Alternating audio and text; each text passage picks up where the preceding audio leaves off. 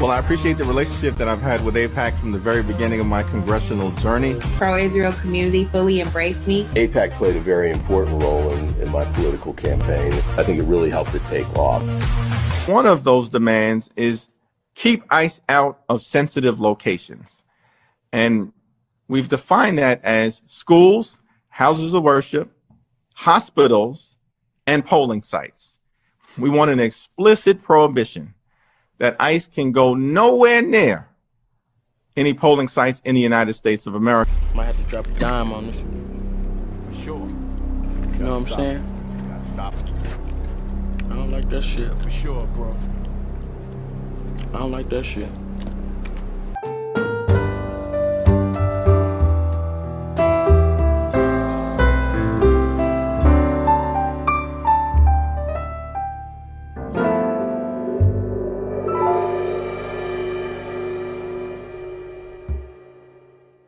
Alright, y'all, we back with another video. Y'all know how we do. Always pushing help wealth and to better understand itself.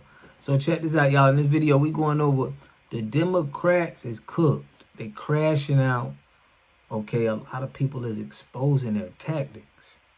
Okay, and I think it's gonna be very hard for them to win in the midterms. Okay, so we seeing a lot of them coming at foundational Black Americans, and they're trying to push this voters bill because it is theatrical back and forth going on with the voting in the polls. So they want to protect the polls. But I'm going to show y'all some clips. Make sure y'all hit that like button, hit that subscribe button, push me on the algorithm. I greatly appreciate that. Without further ado, let's get it. Look at this mess. Look at this, guys. Look at this. This is who CTU is. Abolish ICE. When we have 22 million illegals over here unvetted. And it was the sanctuary policy that attracted them there. The easiest way to get rid of sanctuary policies is maybe we should start charging the politicians with crimes that vote for the sanctuary policies and make them accessories to whatever crimes are committed by illegal immigrants in those jurisdictions, because to me they're absolutely complicit in the crime, because it never should have happened in the first place but for those sanctuary policies, but for some politician voting thinking that that's okay. I just watched Hakeem Jeffries stand in front of the country and tell you something that is provably false. That cornball said the Supreme Court took away Black people's right to vote. I actually had a man talking to another man while in the line, and I had to resist saying something. He was saying, Trump took away Black people's rights to vote today. As a matter of fact, he got rid of affirmative action. Now they're not going to get hired. I thought to myself, stop right there. Not one Black person in Louisiana lost their vote. Not one. Nobody was removed from the rolls. Not one person was blocked from the ballot box. It just did not happen. For the simple out there that believe everything Democrats say, I'm here to tell you the truth. Everyone, so we knew it was going to happen, and it happened. The United States Supreme Court essentially gutted the Voting Rights Act. What does this mean? It means that now in all these different states, a lot of them in the South, these conservative legislatures are going to try to redraw the lines, redraw the maps around who can vote and who is going to be represented. What now is going to happen is it's going to be more difficult to challenge those laws that get passed that we know are intended to make it more difficult for you to have the representatives that you want at a local level, state level, and congressional level. And here's the bottom line. They know that the power is with the people. And they know that when people vote in their numbers, that's when change comes. This means checking your voter registration status. This means knowing where your polling place is. They will try to make it more difficult, but we cannot be deterred. People ask me, Kamala, why are you optimistic? I'm optimistic because I know the power is with the people. And I know that we're not going to let anybody take our power from us. So let's get out there and let's fight. What the court actually said was really simple. You cannot make race the only deciding factor when drawing district lines. That's it. That's constitutional law. That's equal protection. But leave it up to the Democrats and it gets twisted. Because what they won't talk about, and I'm about to put you down, what they won't talk about, what they refuse to say out loud, is what's happening in places like New York, Massachusetts, Maine, New Hampshire, Connecticut, New Jersey. Republicans are pulling 30, 40, almost 50% of the vote. And you know what these black conservatives get? Nothing. Not a stamp, not a doggone crumb, not one congressional seat in all of New England. Zero, zilch, nada, no seats, no representation, nothing. I want to put this out there. I'm not going to give my own personal opinion on this because I have my own, right? But I think we need to kind of settle this right now. So what I'm going to ask you guys is, who do you think is the more racist party and why? What's up, everybody? Zeke here. So that's Steve Loves Ammo, really good friend of mine. And I encourage you, give him a like, follow, let him know that I sent you. So he asked the question, what is the most racist party? And I'm going to answer it. And it's just my perspective, but here we go. I mean, you got the Republicans who are bad. They say some dumb stuff every now and again. You do have the far right who just are angry at everybody. But you also do have the Democrats. And I mean, it's not like they premiered Birth of a Nation at the White House, right? And it's also not like they had a sitting grand dragon of the Ku Klux Klan amongst their members, right? And it's not like two of their members eulogized him at his funeral, right? And it's not like that one of those guys who eulogized the grand dragon at the KKK wrote a crime bill that criminalized and sent more black men to prison than any other bill, right? Innocent Americans are being killed by illegal aliens, but they want to abolish ICE. Look at this. Look at the foreign flags.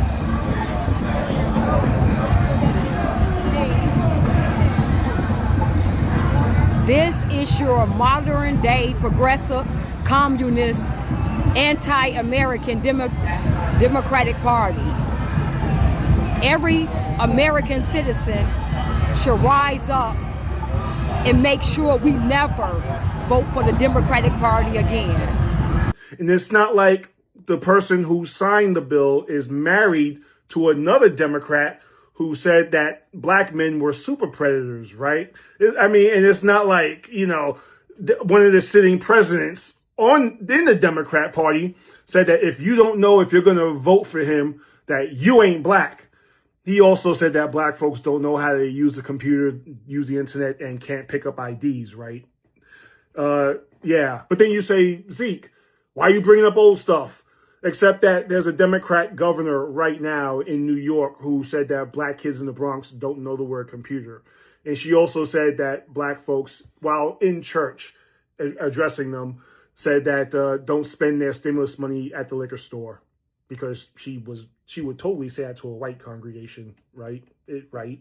Also talk down to black folks a whole lot, the Democrats. You know, they code switch. They feel the need to gangster it up and ghetto it up when they talk to black folks.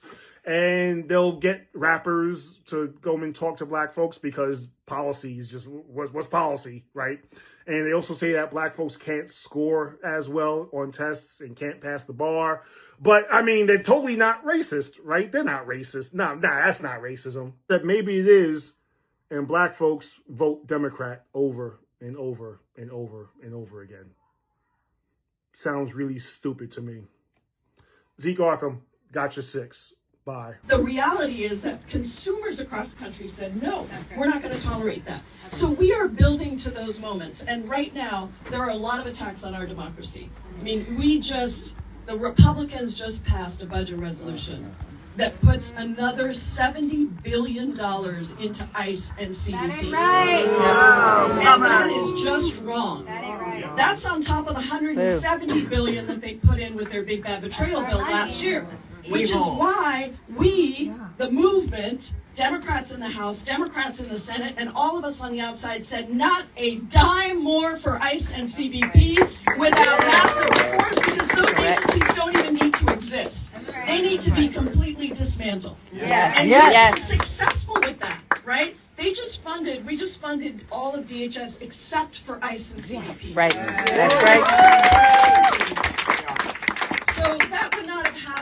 about this movement. So today, as we march, let's just count all the ways in our head as we go through, all the ways that we have power. We have power individually, with the decisions we make, with the places we go, with the shops that we frequent, but we also have power as human beings with our networks to bring more people in, to train more people in what it looks like to have effective nonviolent resistance. And that's why I do Resistance Lab. We have our next session Sunday at 11 o'clock. Please sign up, resistancelab.us. We've trained 30,000 people across the country. This is what it's going to take. Ongoing, dedicated, organizing work that lifts other people up, that brings new people in, and that says, when the people fight, we win! When the people fight, we win! And we, the people, are the most powerful institution of any, because that's what we are. So thank you all so much for being here. Se puede! Si se puede! Almost half of the states vote one way. And that entire block of people is politically erased. And among these people are people just like me. People that are conservative, believe in the nuclear family, believe in borders, believe in law and order, believe in Second Amendment rights, believe in Fourth Amendment rights, believe in the Bill of Rights. Men and women who do not think the party expects them how to think. Where's the outrage for those states, Hakeem? Why are you not saying anything about the New England states and the massive black population that's there that has been silenced? No, you haven't said anything because you're just corny like that. You're nowhere to be found because this was never about protecting black Americans. This was never about protecting Americans, period. This is about controlling a voting bloc. If the outcome benefits their power, silence. And if they can stop you from having a congressional seat and you're hurt by their rules, they'll say nothing. If the outcome challenges their control, suddenly they're racists. They're all racist. President Trump is racist. You started this war, now we're going to end it. That's the pattern, folks.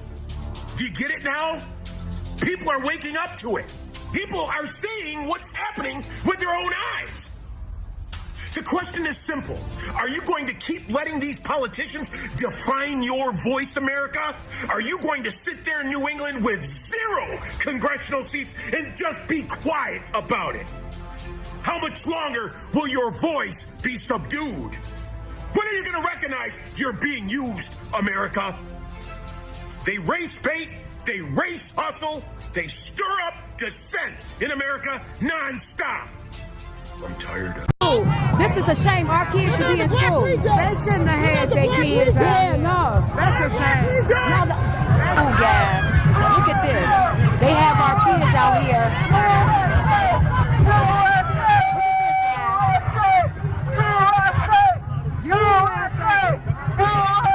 Look how sad this is. We have our kids out here protesting for their own demise, carrying signs that they have no knowledge about. Look at this. This is sad, guys. Look at this. Parents, look what they have your kids doing. These kids have no clue what they're marching for. No clue. They're marching for all the policies that destroy their communities. You're a modern day Democratic Party. Look, they do not represent Americans. Look at this. Look at this. Chaos. This is what the Progressive Democratic Party represent. Foreigners, foreign flags, anti-Americans. Look at this. No American flags. You don't see no American flags. All you see is foreign flags. Wake up, Americans.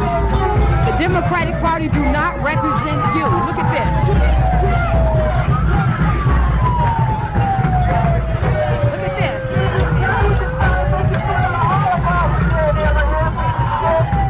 Look at CTU. Look at this.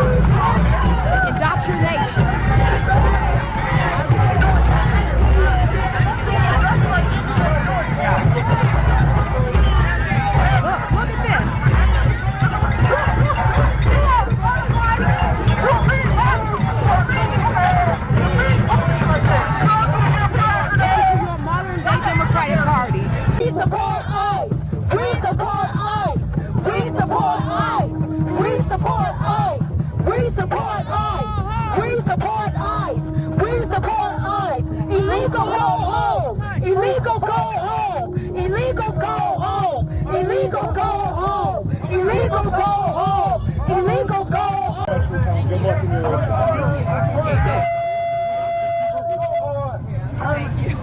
How you doing, miss? Oh, hi. Nice to meet you.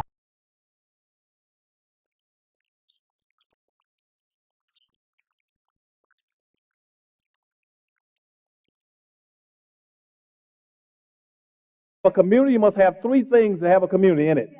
You must have a wholly independent economic structure that can provide goods, service, products, and things for your own people, and jobs and tax bases for your own people. You should at least control four basic things.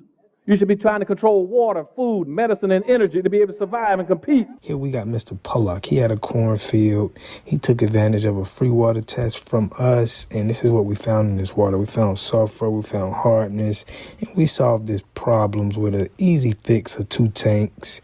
So get your free water test today. Stay blessed. Click the link below.